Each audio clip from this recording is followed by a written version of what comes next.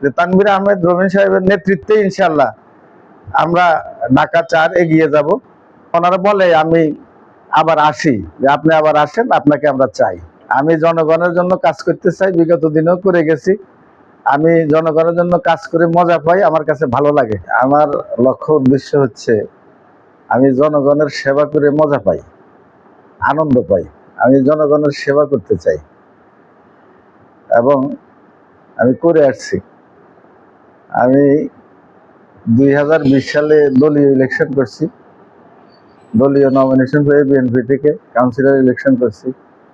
তার আগে আমি ধনিয়া ইউনিয়ন পরিষদের মেম্বার ছিলাম, প্যানেল চেয়ারম্যান ছিলাম। আমি মানুষের সেবা করে আমার ভালো লাগে, আমি মজা পাই, এই জন্য মানুষের সেবা করতে চাই।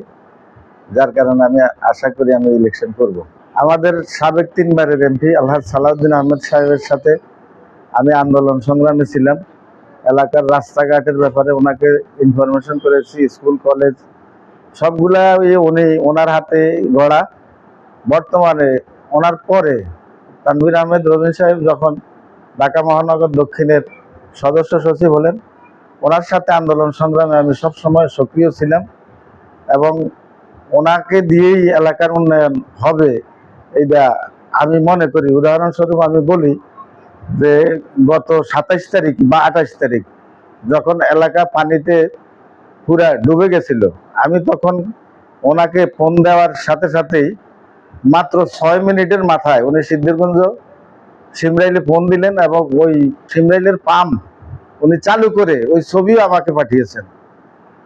ফলশ্রুতিতে মাত্র 7 থেকে 8 ঘন্টার মধ্যে পুরা এলাকা শুকিয়ে গেল।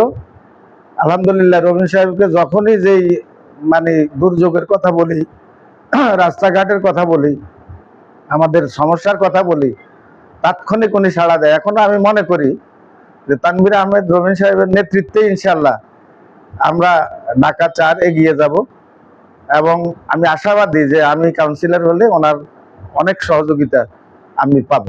আমার রাজনীতিতে আসা, আমি যদি বলি অনেক বড় কথা হয়ে যায়। শহীদ রাষ্ট্রপতি জিয়াউর রহমান 1977 সালে, আমি তখন গাজীপুর অর্ডিন্যান্স ফ্যাক্টরিতে চাকরি করি।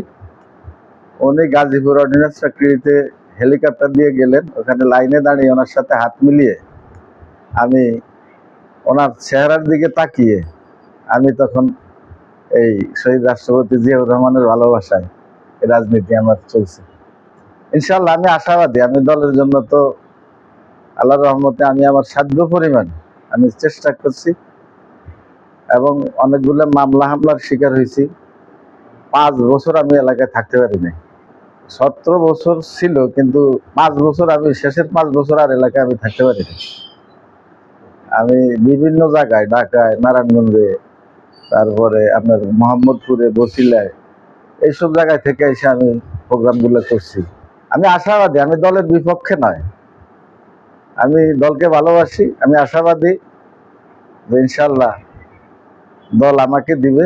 আমি দলের বিপক্ষে না, আমি জনগণের, আপনি এলাকার মুরব্বী, যুব সমাজ, ইভেন কি অনেক মহিলারাও যারা আমার সেবা পাইছে গত মেম্বার থাকতে 9 বছর, আমি সিলটা আমার পকেটে রাখছি আর কাউকে বলি নাই যে আমার কাছে আসেন। যখন যেখানে যে সমস্যা হয়েছে আমি নিজেই মুরব্বীদেরকে নিয়ে ওনাদের কাছে পৌঁছে ওই সমস্যার সমাধান করার চেষ্টা করছি এবং মুরব্বীরা সমাধান দিছে, সমাধান হয়েছেও।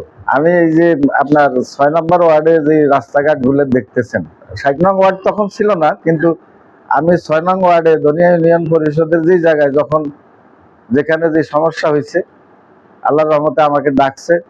আমি সুয়ারেজ লাইন পয় নিষ্কাশন, পানি জলাবদ্ধতা দূরীকরণ, এই ব্যাপারে আমি জনগণের সাথে ছিলাম এবং আমি থাকা অবস্থায় বিচার আচার কমই হয়েছে। কারণটা হলো ওখানে তখন মানুষ ওইভাবেই চলাফেরা করছে এবং মুরব্বীরা আমার সাথে ছিল, ইয়াংম্যানেরা আমার সাথে ছিল। অপরাধ করে কেউ ছাড় পাবে না এটা সবাই জানতো, কারণ আমি নিজেও অপরাধী পছন্দ করতাম না।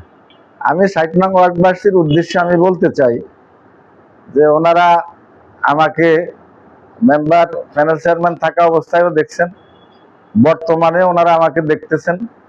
আমি এলাকার জন্য কতটুকু কি করতেছি ওনারা এই ব্যাপারে সবাই মানে অবগত।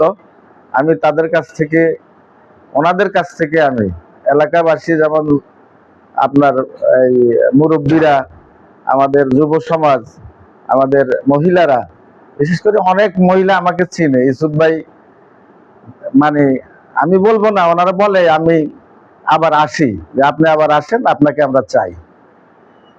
আমি ওনাদের কাছে আশাও করি যে আমার এই ভালোবাসা, ইনশাআল্লাহ ওনারা আমার এই ভালোবাসার মূল্য দিবেন, আমিও ওনাদের মূল্য দিব ইনশাআল্লাহ। আমি জনগণের জন্য কাজ করতে চাই, বিগত দিনেও করে গেছি।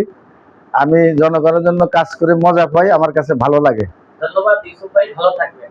ইনশাআল্লাহ আপনিও ভালো থাকবেন। আপনার এই জয় টিভির মাধ্যমে এলাকাবাসীকে আমি আমার সালাম জানাচ্ছি।